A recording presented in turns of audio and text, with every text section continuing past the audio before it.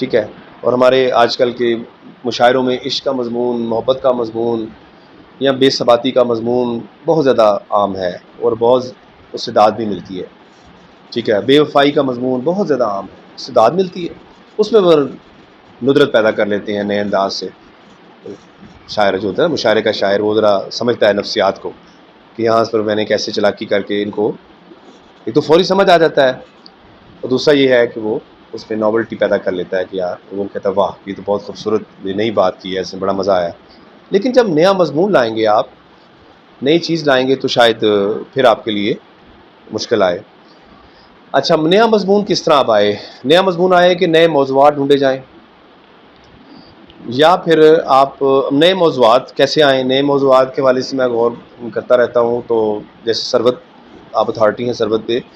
ثروت کے حوالے سے ہمیں نئے موضوعات کی کھیپ نظر آتی ہے. ہمارے نئے بچے جو ہیں جو لکھ رہے ہیں، سعید شارق ہو گیا یا حمزہ یعقوب تک،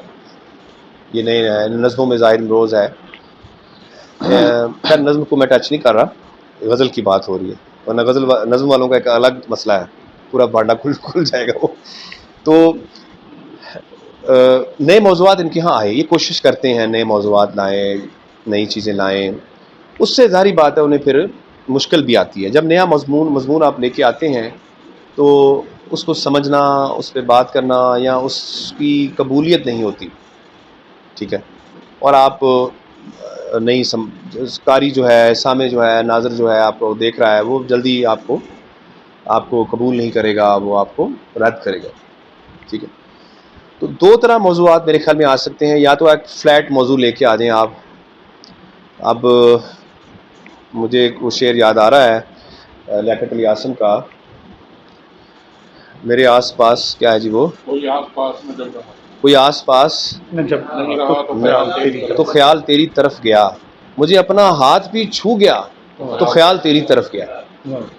اب یہ ایسا خیال ہے، میں اس پہ سوچتا رہا، میں نے کہا یار یہ ایسی کنڈیشن ہے بعض دفعہ انسان، یہ تو آپ نے بہت سنا ہوگا، دروازہ کھٹکا تو مجھے خیال آیا. اپنا ہاتھ چھونے سے کسی کا خیال آنا، وہ اتنا زیادہ اس کے خیال میں غرق ہے، یا اس کا خیال اس اتنا زیادہ کہہ لیں کہ اس کو وہ اس کے خیال میں چھایا ہوا ہے اس کے ذہن پر، کہ اسے اپنا ہاتھ بھی چھو گیا تو اسے لگا کہ جیسے اس نے مجھے چھوا ہے. تو میں نے یعنی کہ یہ اتنا ناولٹی ہے اس کے اندر، ندرت ہے اس خیال کے اندر. اچھا، اسی غزل کا ایک اور شعر ہے، اب مجھے وہ شعر والا مسئلہ ہے وہ یاد ہی رہتے کہ وہ سارے لوگ، میں مفہوم اب بیان کر رہا ہوں، آپ دیکھ لیجیے گا کہ لوگ مر گئے ہیں تو کوئی اگر بچ جائے اس میں ایک، پڑھیں جی اونچی ذرا، کسی حادثے کی جو خبر ہوئی تو فضا کی سانس اکھڑ گئی، خیال تیری طرف گیا. اچھا، یہ بالکل ایسا موضوع ہے جو واقعی ہم اگر اپنے ارد گرد حادثات دیکھتے ہیں یا ایسے امکانی صورتحال میں، ہم اپنا بندے کا خیال آتا ہے کہ وہ بچا ہوگا، باقی سارے مر گئے ہوں گے، وہ بچ گیا ہوگا، ماں کو، بیٹے کو، باپ کو، بھائی کو، اپنے ارد گرد. اور یہ تو میں ظاہری معنوں میں لے رہا ہوں، اس کا مفہوم لے رہا ہوں. تو واقعی میں یہ خیال آتا ہے کہ یہ حادثہ ہوا، فضا کی سانس اکھڑ گئی، اور جو کوئی بچ گیا ہے تو خیال تیری طرف گیا. تو ہمیں اس کی طرف خیال جاتا ہے کہ یار وہ نہیں، یار وہ ہمارا جو ہے نا، نہیں وہ نہیں ہوگا اس میں، اور وہی ہوتا ہے بعض دفعہ. ٹھیک ہے. لیکن ہم اپنے آپ کو اس سے ببرا. اچھا، یہ تو بڑے اچھا، اس میں ہو سکتا ہے کہ ہم ان خیالوں کو رکھیں، ان مضامین کو رکھیں جو نئے ہیں اور جو واقعاتی ہیں. واقعاتی یہ واقعہ ہے نا، ایک بندہ کو مرا ہے کسی جگہ تو جو بچ گیا ہے، مجھے اس خیال آیا کہ یار اس بچوں میں میرا ہوگا، یہ انسیڈنٹل ایک مضمون ہے. اچھا، اسی طرح بہت سارے ہمارے ارد گرد تبدیلیاں آ رہی ہیں. ٹھیک ہے نا، ہمارے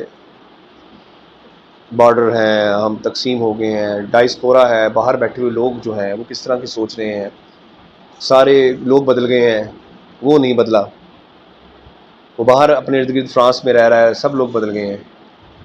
وہ نہیں بدلا. خان صاحب بھاولپور میں تھے، یہاں آ گئے ہیں، لیکن لوگ نہیں بدلے، وہی لوگ ہیں، وہی پیار کرنے والے، وہی اردو بولنے والے، وہی کلچر، وہی ثقافت. وہاں پر اس کے سارے ارد گرد لوگ بدل گئے ہیں. یہ نیا مضمون ہے، وہ عجیب و غریب ہے، وہ اردو لکھ رہا ہے، غزل لکھ رہا ہے، سننے والا کوئی نہیں ہے, سمجھنے والا کوئی نہیں, گنگا ہو گیا ہے, بہرا ہو گیا ہے. یہ نیا مضمون ہے,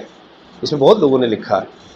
غزل میں پھر بھی نہیں آیا آپ کے ہاں, جو باہر بیٹھے غزلیں لکھ رہے ہیں, میں حیران ہوتا ہوں کہ وہ غزلیں پھر ویسی کی ویسی لکھ رہے ہوتے ہیں کلاسیکل دور. ان کے ہاں یہ مضمون آنے چاہیے کہ وہ نئی چیزیں کیا دیکھ رہے ہیں, کیا ان کے ہاں تبدیلیاں ہیں. دوسرا یہ ہے کہ جو ان کے اندر کا کرائسس ہے, نئے نئے انداز میں جو آ رہا ہے سامنے, وہ اس کو پیش کریں. اور جان کے ہاں جس طرح آیا نئے انداز سے, سربت کے ہاں آیا, ٹھیک ہے, مصطفیٰ زیدی کے ہاں آیا, اس طرح کے بہت سارے جو تھوڑے سے مختلف, شکیب کے ہاں بہت سارا ہے, ٹھیک ہے. اور کیا ہے جی, وہ جب کشتی ڈوبنے لگتی ہے تو بوجھ اتارا کرتے ہیں, شکیب نہیں, شکیب کا کون سا شعر ہے جی وہ,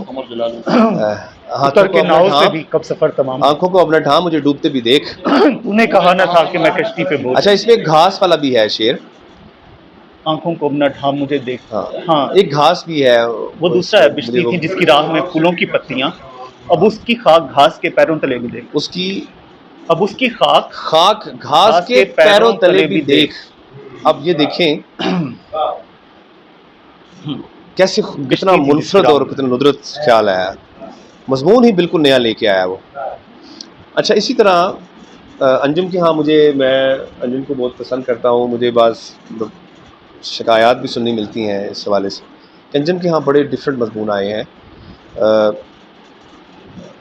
کیا ہے جی وہ انجم کا شعر, وہ میں بیٹھ جاتا ہوں تکیہ لگا کے باطن میں, خود اپنی بزم سجاتا ہوں, رقص کرتا ہوں, ٹھیک ہے. اور ایک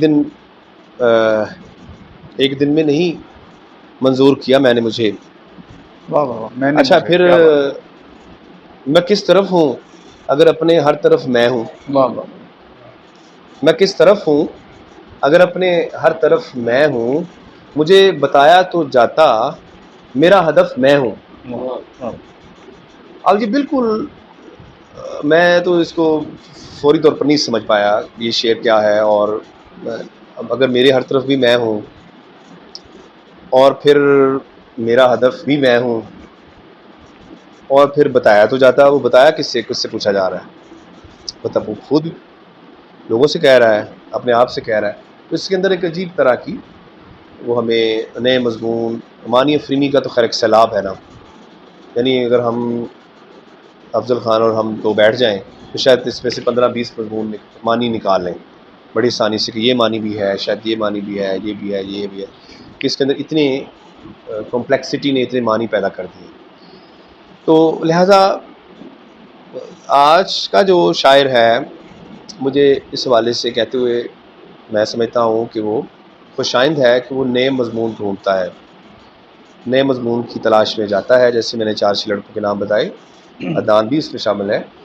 اور بھی بہت سے نام ہیں, اور میرے خیال میں 10-15 نام 20 نام بہت اچھی آسانی سے بن سکتے ہیں. جو نیا غزل گو ہے وہ نیا مضمون لانے کی کوشش کر رہا ہے, لیکن مسئلہ یہ ہوتا ہے کہ نیا مضمون جب وہ لائے گا تو اس کی قبولیت نہیں ہوگی,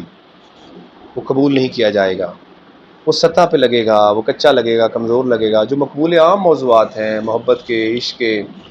لیکن نا ہماری غزل جو ہے وہ ٹرائنگل پہ کھڑی تھی, میں یعنی عاشق, محبوب اور رقیب. تو یہ ساری لڑائی ہماری پوری محبت کی شاعری کی ان تینوں کے گرد گھومتی ہے. وہ میں نے محبوب جو ہے مجھے اس کو سناتا تھا, تم نے یہ کیا, تم نے وہ کیا, ٹھیک ہے نا, اور غالب نے تو بد دعائیں بھی دی ہیں, ٹھیک ہے نا, اور ایسی کہ جلی کٹی سنانا. پھر دوسرا یہ تھا کہ وہ اپنے آپ کو کہتا تھا اپنے محبوب کے سامنے کہ جی میں بڑا عالی ہمت ہوں, اور دیکھ تمہارے لیے میں کیا کیا کر سکتا ہوں, اور میں میرے اندر چاند کے تارے توڑ کے لا سکتا ہوں. یا پھر وہ بیچ میں تیسرا بندہ لے آتا تھا کہ یہ ہے وہ بندہ, ہمارے درمیان ایک تیسرا تھا. کیوں جی کبھی دوسرے پر کھل نہ پائے, انجم کا شعر ہے, ہمارے درمیان ایک تیسرا تھا. ہماری پوری غزل اس انجم کے اس شعر پہ کھڑی ہے کہ ہمارے درمیان ایک تیسرا ہے. تو ہم تیسرے کی تلاش میں یا اس کو ہٹانے میں لگے رہتے, یا پھر اپنی بلند ہمتی یا بلند فضل غالب کا ایک بڑا خوبصورت شعر ہے،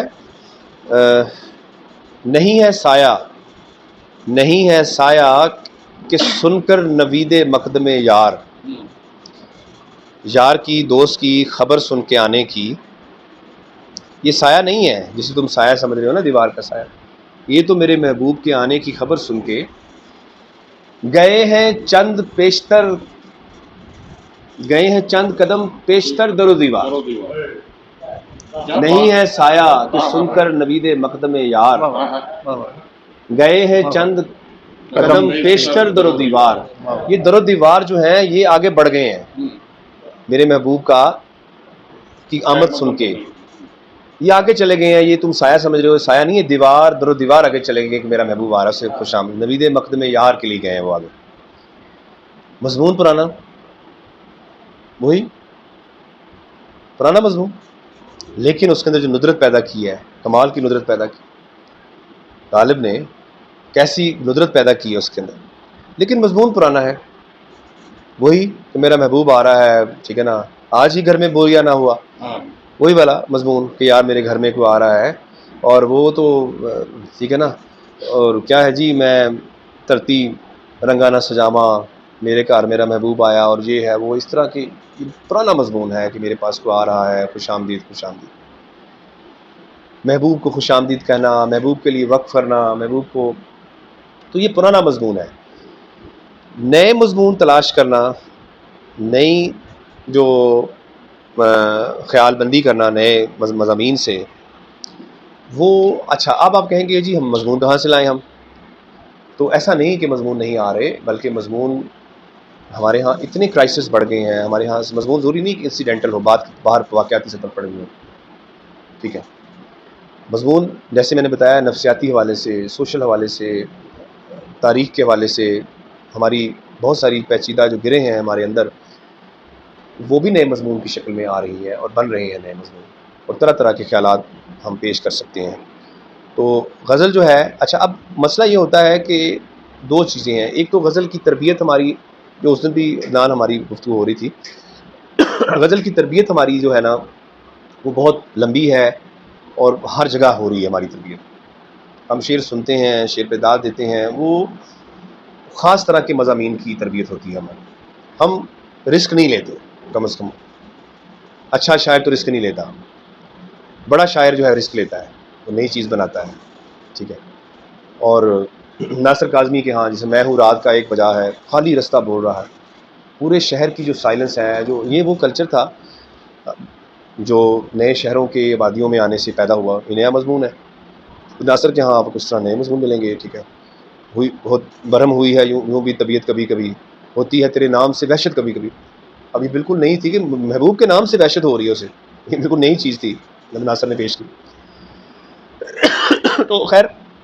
نیا مضمون جو ہے وہ اس لیے بھی نہیں آتا کہ وہ کلاسیکل جو ہمارے ہاں رچاؤ ہے،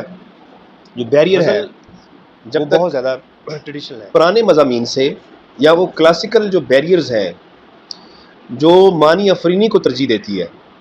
مضمون افرینی کو نہیں، یا خیال بندی کو ترجیح دیتی ہے، کہ اس طرح کا کمپلیکس بنا دیا جائے کہ بندہ سوچتا رہے کہ واہ یہ کیا کمال ہے، لیکن مضمون پرانا ہے، اتنی دیر تک میرے خیال میں غزل کے اندر